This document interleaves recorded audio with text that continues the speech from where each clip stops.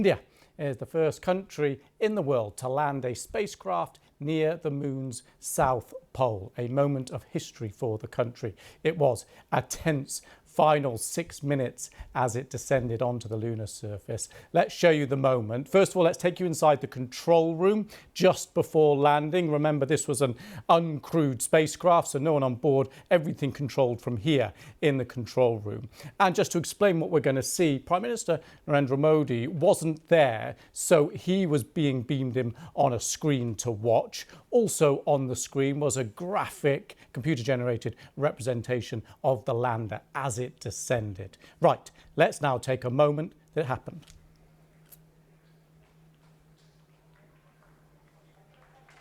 जी हाँ, आप अपनी स्क्रीन पे देख सकते हैं कि हम lander module People are applauding. Let us all wait to hear from the Secretary Department of Space and Chairman ISRO, Shri S. Somnath.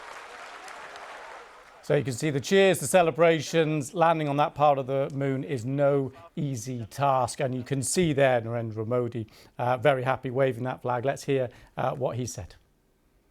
Friends, on this joyous occasion, I would like to address all the people of the world, the people of every country and region.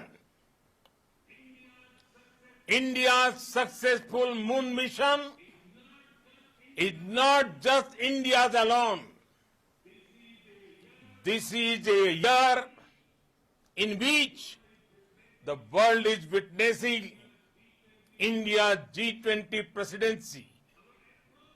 Our approach of one Earth, one family, one future is resonating across the globe. This human-centric approach that we present and that we represent has been welcomed universally. Our moon mission is also based on the same human-centric approach. Therefore, this success belongs to all of humanity, and it will help moon missions by other countries in the future. I am confident that all countries in the world, including those from the global south, are capable of achieving such feats. We can all aspire for the moon and beyond. Well, the BBC's Archana Shukla is at a planetarium in Mumbai. What a moment. India is now on the moon, in the words of the Prime Minister. What a moment for the country.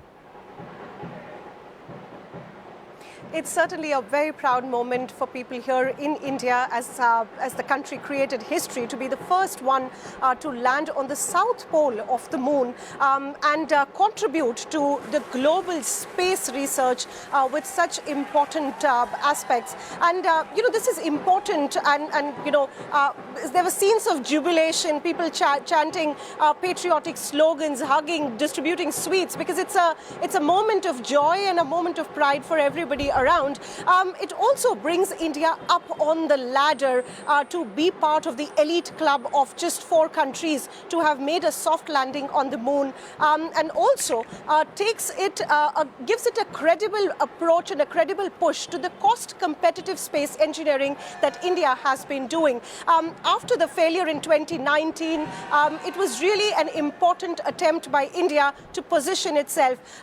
Remember, it's just been 3 years that India has opened up the space industry for private players here, because the government wants to make the space economy a larger portion and expand it. And we've already seen the startups coming into this space double in number in just 3 years' time. And that is the kind of interest that's coming in. And when we were talking to, enthusiasts, people, especially even young, audiences who were here to watch the live screening, they were all talking about the prospects this builds for India to grow in the space economy, to build on from here, and also build more jobs around the space sector for youth coming in. So on a lot of accounts, this is a historic moment for India as well as for the world, and India's contribution into the space research. Yeah, Archana, a huge achievement landing in this part of the moon, the south, near the South Pole, because it's so much harder to land there than near the equator, as has been done before. But it's not over, is it? People are still watching because the landing has taken place. The next step is the rover rolling out of the lander and on its wheels then going out on a little explore. That's what's coming up next. Absolutely. The rover is going to spend, the lander, Vikram lander and the rover are going to spend 1 lunar day, which is equal to 14 Earth days, on the moon's south pole, collecting, data from the surface, collecting evidence, looking at the craters, looking at the moon quakes, gathering information, and most importantly, looking for water on the lunar surface, especially on the south pole, which is considered by scientists as one of the most valuable assets on the moon, because that, scientists say, will pave the way for human habitation on the moon in future, and it would also support more lunar explorations and missions in the future. And that is something to look out for in the next 14 days.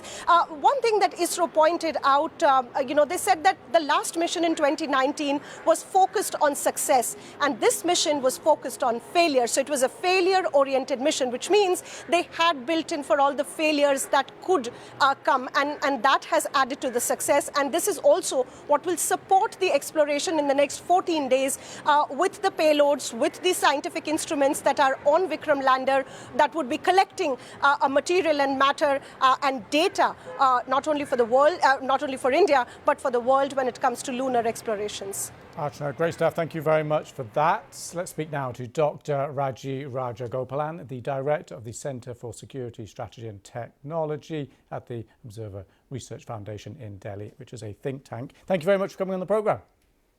Thank you. Thank you for having me. So how important is this then for India?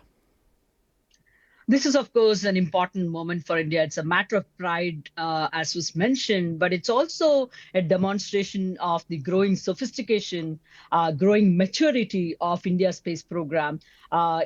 Because India, when it began its space program, interplanetary missions or deep space missions like Chandrayaan were not part of the Indian space goals. But clearly, India has matured in terms of its capabilities. It has develop advanced capabilities, deep space communication capabilities, and so on. So this is a demonstration, this is a validation of many of the advanced technologies that India has, the Indian Space Agency has developed and put in place.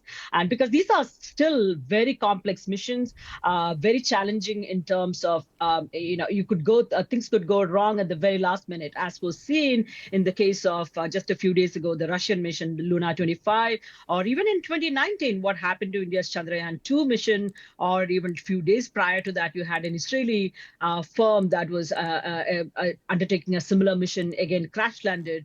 So these just goes to show that lunar missions are still very complicated, very complex mission, and challenging. So if you get it right, that's fantastic. It's hugely challenging and delighted. Well, so many people will be delighted of the success so far.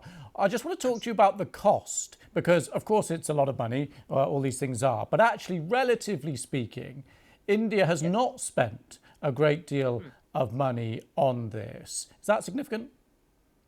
Yeah, that is absolutely significant. But I think we also, and the cost for the Chandrayaan 2 was close to about 150 million.